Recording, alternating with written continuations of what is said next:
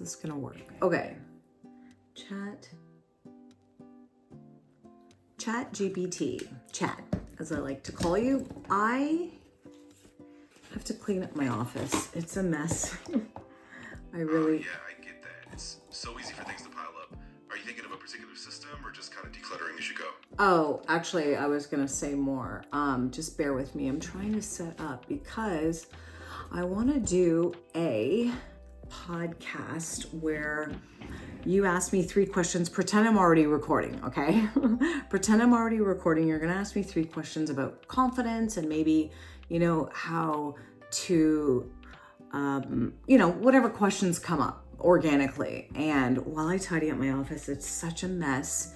I'm gonna record it and do it podcast style, like the way Lewis Howes or what's that other guy? Stephen Bartlett would do a podcast style question. Ask me 3 questions. And because I'm recording, you don't have to tell me about like how to set it up and different things in between. Let's just do it like a normal podcast flow would be of 2 people, communicating. So something about confidence, but something deep and, where the viewer can get something valuable out of it. Please. Absolutely. Yeah, let's jump right in. So as you're settling in, I just want to dive into this first question. Can you tell me about a moment in your life when you really felt a surge of confidence and what shifted for you in that moment? Second, I'd love to know, when you work with others on building their confidence, what's one of the biggest misconceptions people have about it?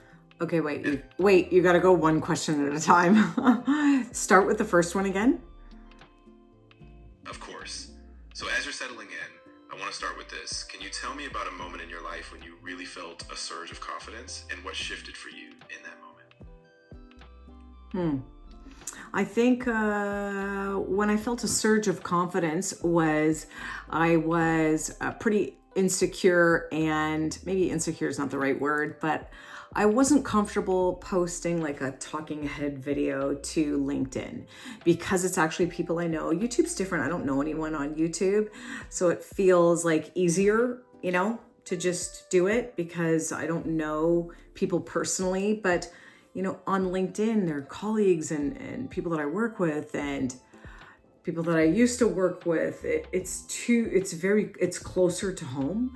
And so to do a talking head video sharing a thought or insight was really, really uncomfortable. And it was something that I said I wouldn't do. So when I did do it, the way I was able to do it was because I realized that what I was saying had more value than like what I thought I would look like or what people would think about it. And I just put sort of what other people would think off to the side and really focused on the message. It was almost like, don't worry about the messenger, just focus on the message.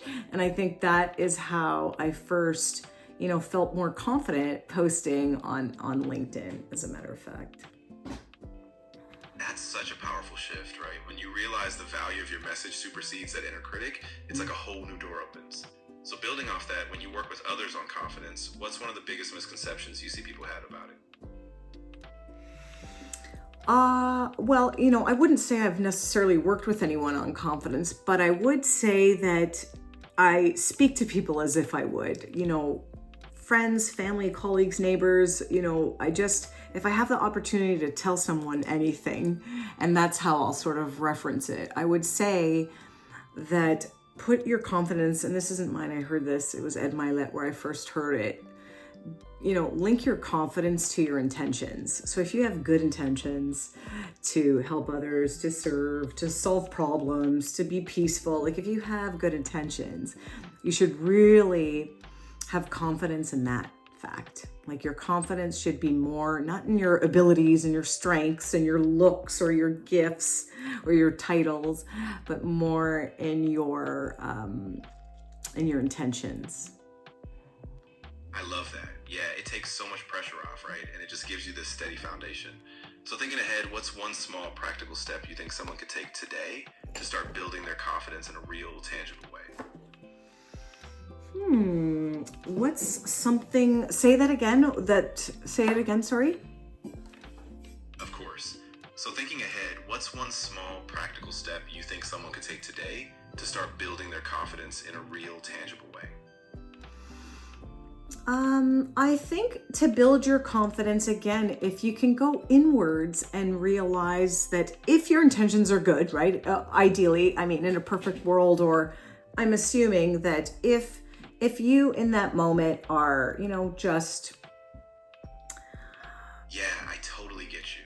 So if you can kind of take that inward pause and just remind yourself that you're coming from a place of care or service, even a small action, like sharing a thought or taking a risk, just builds that muscle.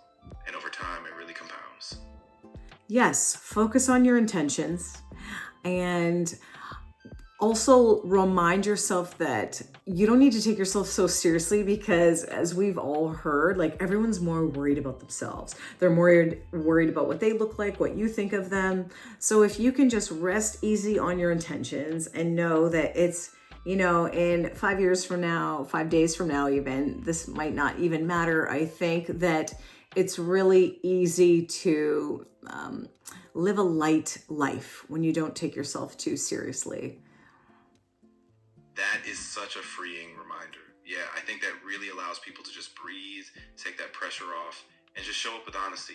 I think that's such a powerful place to start from. Great.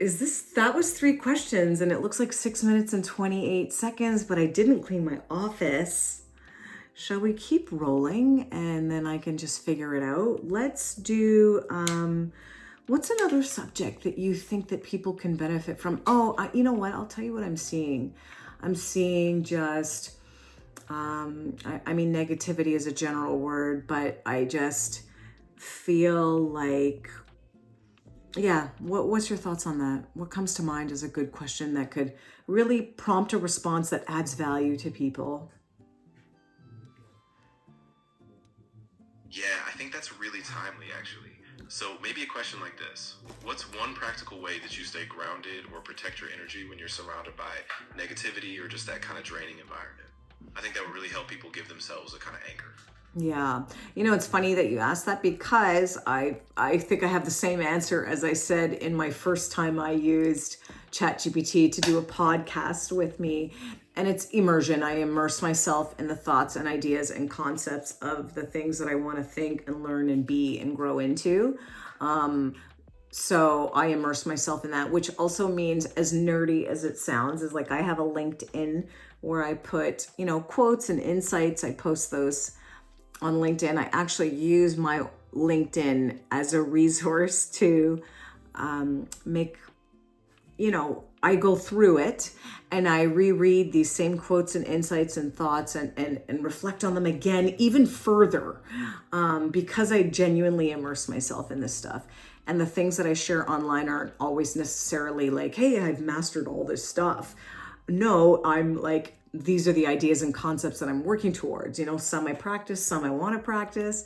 So I actually refer back to my so have a resource is basically what I'm saying. Have a resource that you turn to remind you of your goals, whether it's a journal, a vision board, like something that you could turn to daily. I do think it's a daily practice. That is so powerful. And I love that you've kind of created this intentional loop where the content you share isn't just for others, but it's also that daily anchor for you. And I think you're so right. When we have that recurring resource, it keeps us centered and reminds us why we started in the first place. Yes, agreed. Okay, is there any other question that you think the world needs to, hey, listen, I'm not suggesting I have the answers, so I have to tread lightly. I would say, is there something else that you think is appropriate that can serve? Yeah, absolutely. I think one thing that could really serve people is asking, what does it mean for you to define success on your own terms, especially in a world that pushes a lot of external measures? And I think that could be a gentle way to invite reflection without feeling like we have to have all the answers, Okay, can you say that question one more time? What does success mean to me? Is that basically what it is? Is that your question? Exactly, yeah. So the question is, what does success mean to you? especially when the world is kind of pushing its own definitions or external measures? The external measures and the things that the world has pushed, I have never subscribed to that. And I have shared on this channel before that I never subscribed to the you need a mansion, you need fancy cars. And I'm not suggesting, like, please, this is just my perspective. So I'm not suggesting that anyone that has any of the things that I'm about to say are I'm not even thinking about that. So just please forgive me if anything I say happens to describe you. It doesn't mean anything. This is my own personal perspective. So personally, it started with not being able to afford things. And then when I was able to afford it, I just didn't desire it. So I don't want a bigger house, and I don't necessarily want, these fancy cars. I was going to say designer cars, but I don't think that's what they're called, or designer bags or labels. Even if I had $1 zillion, I wouldn't suddenly desire these things. I like freedom and peace of mind. That is what I would call success. You decide where you are at 8 o'clock in the morning on a Monday. That's freedom. And peace of mind is just knowing that you can financially be anywhere you want, and you can help others and be generous and surprise people, and you don't ever have to look at the price tag. I don't know, that's what success, I guess, means to me. And relationships. See, I feel very fortunate that I'm blessed in that area. I'm a gazillionaire in the relationship area. So I feel very lucky to have that, but that's really important. Loving, happy relationships, and that your primary emotions throughout the day, for the most part, there's going to be moments of everything, right? A mixed bag of human emotion, but your primary emotions are like gratitude, love, peace. That is success. That is just beautiful. I mean, it's such a grounded definition, and I think a lot of people will really connect with that. Just that peace, that freedom, and that abundance of love and relationships. So I'm really glad you shared that. I think that's going to be really valuable for anyone listening. Great. This worked out. I hope the sound worked out, and I hope that I can use this footage because that was fun. And I love this idea of podcasting. This is just perfect. So I look forward to more questions and things where, hopefully we can brainstorm. So if you have any answers to the questions, or if you have any feedback or things you want to add, please do drop it in the comments. I love reading your comments. And I love learning from you. And I'm grateful for your time, truly.